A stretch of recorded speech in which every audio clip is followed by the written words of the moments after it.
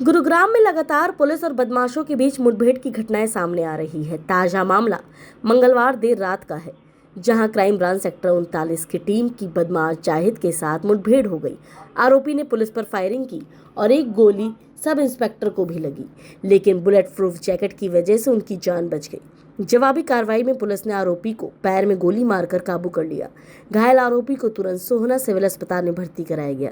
दरअसल crime branch को सूचना मिली थी कि वाहन चोर एक लूट की वारदात की योजना बना रहा है। सूचना के आधार पर गांव रायपुर के पास नाकाबंदी की गई। इसी दौरान बिना नंबर की बाइक पर आरोपी आया और रुकने की बजाय बैरिकेड्स में बाइक ठोक दी। पुलिस से बचने के लिए उसने फायरिंग शुरू कर दी। पुलिस ने पहले उसे सरेंडर करने को कहा, लेकिन जब उसने फायर किया तो पुलिस की जवाबी कार्रवाई में उसके पैर में गोली लगी और वह काबू कर लिया गया।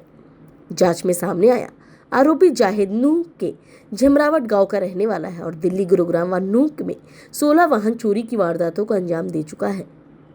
वह 5 मामलों में भगोड़ा भी घोषित हो चुका है। मौके पर पुलिस ने आरोपी के कब्जे से बाइक, पिस्टल, कारतूस बरामद किए हैं। क्राइम सीन टीम ने घटनास्थल से 4 खाली खोखे भी उठाए हैं।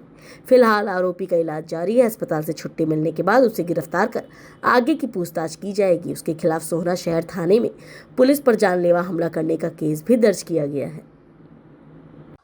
इस मामले में बीती रात गुरुग्राम पुलिस की सेक्टर 39 क्राइम ब्रांच के इंचार्ज हैं सब इंस्पेक्टर मोहित।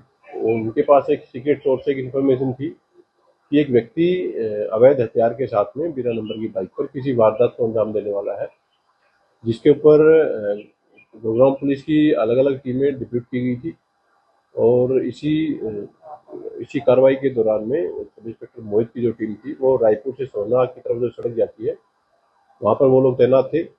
तो कुछ समय बाद ही उनको एक बाइक पर एक नौजवान लड़का आता हुआ दिखाई दिया, जिसको कि उनकी टीम के द्वारा रोकने की कोशिश की गई, परंतु वो उसके द्वारा भागने की कोशिश की गई। कुछ दूर पुलिस की टीम के द्वारा उस व्यक्ति का पीछा किया गया। कुछ दूर जाने के बाद में वो व्यक्ति को पुलिस के द्वारा रुकने का इशारा किया गया, तो उसके द्वारा पुलिस टीम के ऊपर फायरिंग स्टार्ट कर दी गई। पुलिस टीम के द्वारा एक वार्निंग शॉट देते हुए उसको सरेंडर करने की वार्निंग दी गई, परंतु वो व्यक्ति नहीं रुका और उसके द्वारा दोबारा से एक फायर पुलिस टीम के ऊपर किया गया। एक जो फायर है वो सब इंस्पेक्टर मोहित की बुलेट प्रूफ जैकेट पर हिट हुआ है और उनके द्वारा जवाबी कार्रवाई में गोली चलाई गई, तो इस व्यक्ति की बाएं पैर में वो गोली लगी है। बेसिकली स्पोर्ट पर कुल मिलाकर 4 राउंड फायर हुए हैं, जिसमें से 2 राउंड है वो एक्यूज की तरफ से फायर किए गए हैं और एक वार्निंग शॉट और एक टारगेटेड शॉट पुलिस की तरफ से फायर किया गया था।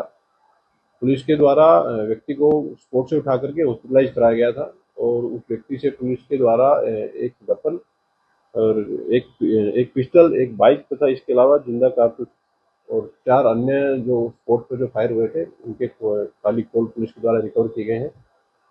फिलहाल तक की जांच में पुलिस के द्वारा पाया गया है कि इस व्यक्ति के अगेंस्ट कुल मिलाकर के 16 केसेस अलग अलग सेक्शंस में दिल्ली, एनसीआर और नूह में रजिस्टर्ड पाए गए हैं।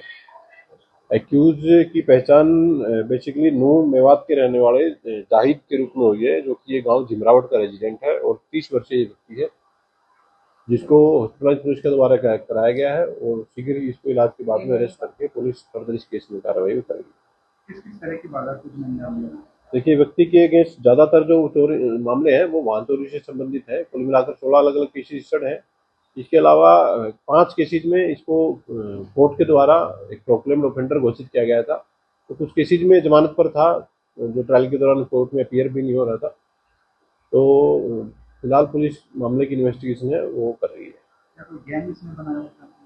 देखिए, अक्यूज अभी हॉस्पिटलाइज है, तो उसको डिस्चार्ज के बाद में पुलिस अरेस्ट करेगी और एक डीप इंटरोगेशन उससे करेगी और अगर इंटरोगेशन में ऐसा सामने आता है कि वो किसी गैंग का सदस्य है या कोई गैंग उसके द्वारा बनाया गया है, तो अन्य सदस्यों की पुलिस के द्वारा गिरफ्तारी इस मामले में की जाएगी।